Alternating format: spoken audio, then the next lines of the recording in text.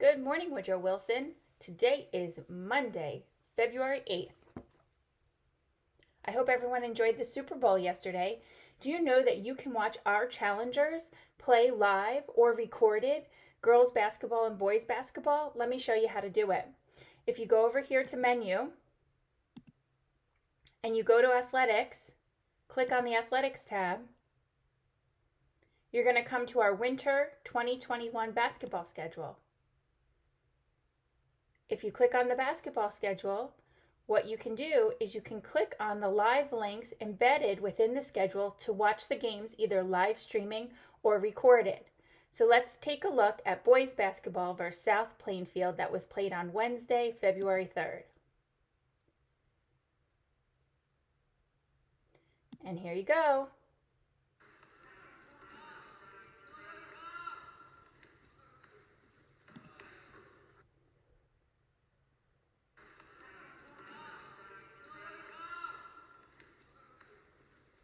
Come check out a game, Woodrow, and cheer on our challengers. Go Challengers!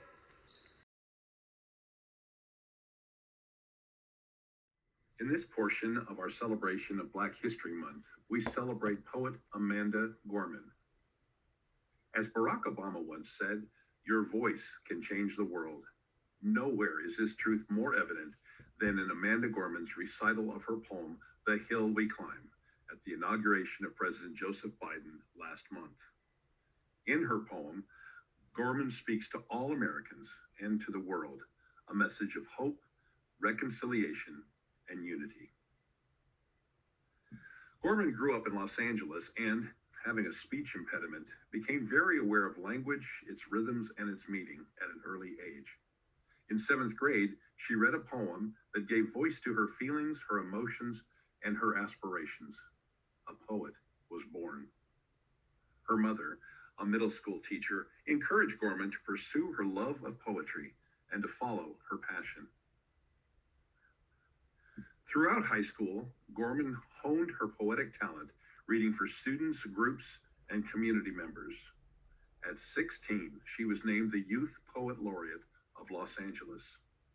3 years later, at age 19, she was honored as the first National Youth Poet Laureate. Mr. President, Dr. Biden, Madam Vice President, Mr. Emhoff, Americans, and the world. When day comes, we ask ourselves, where can we find light in this never-ending shade? The loss we carry, a sea we must wade. We've braved the belly of the beast. We've learned that quiet isn't always peace, and the norms and notions of what just isn't always just is. And yet the dawn is ours before we knew it. Somehow we do it. Somehow we've weathered and witnessed a nation that isn't broken, but simply unfinished. We, the successors of a country and a time where a skinny Black girl descended from slaves and raised by a single mother can dream of becoming president, only to find herself reciting for one. And yes, we are far from polished, far from pristine, but that doesn't mean we are striving to form a union that is perfect. We are striving to forge our union with purpose, to compose a country committed to all cultures, colors, characters, and conditions of man. And so we lift our gazes not to what stands between us, but what stands before us. We close the divide because we know to put our future first, we must first put our differences aside. We lay down our arms so we can reach out our arms to one another. We seek harm to none and harmony for all. Let the globe, if nothing else, say this is true. That even as we grieved, we grew, that even as we hurt, we hoped, that even as we tired, we tried, that we'll forever be tied together, victorious, not because we will never again know defeat, but because we will never again sow division. Scripture tells us to envision that everyone shall sit under their own vine and fig tree, and no one shall make them afraid. If we're to live up to our own time, then victory won't lie in the blade, but in all the bridges we've made. That is the promised glade, the hill we climb, if only we dare it, because being American is more than a pride we inherit. It's the past we step into and how we repair it. We've seen a force that would shatter our nation rather than share it, would destroy our country if it meant delaying democracy. And this effort very nearly succeeded. But while democracy can be periodically delayed, it can never be permanently defeated.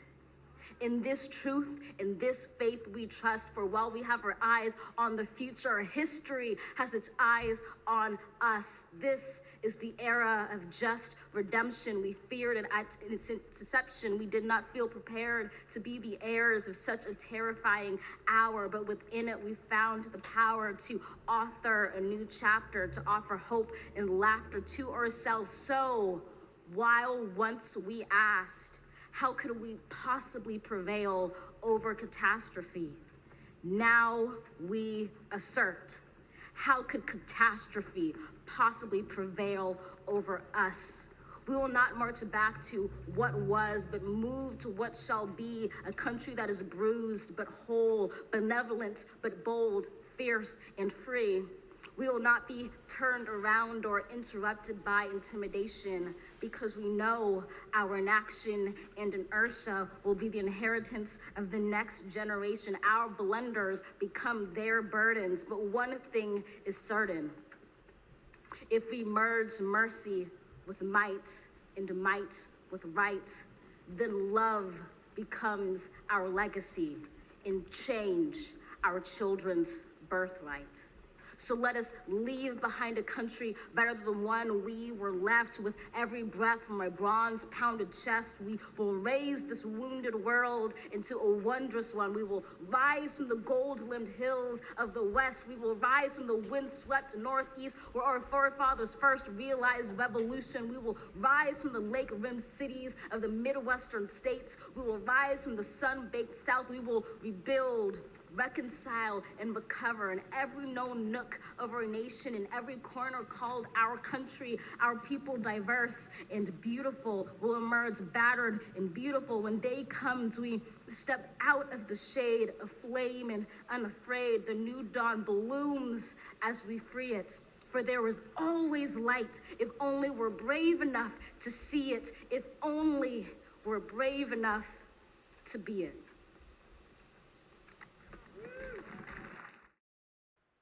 Mayor Thomas Lenke, the Edison Council, and the Edison Recreation Department are pleased to present Who's Your African American Hero picture poster contest. For more information, please visit the Edison Recreation Department.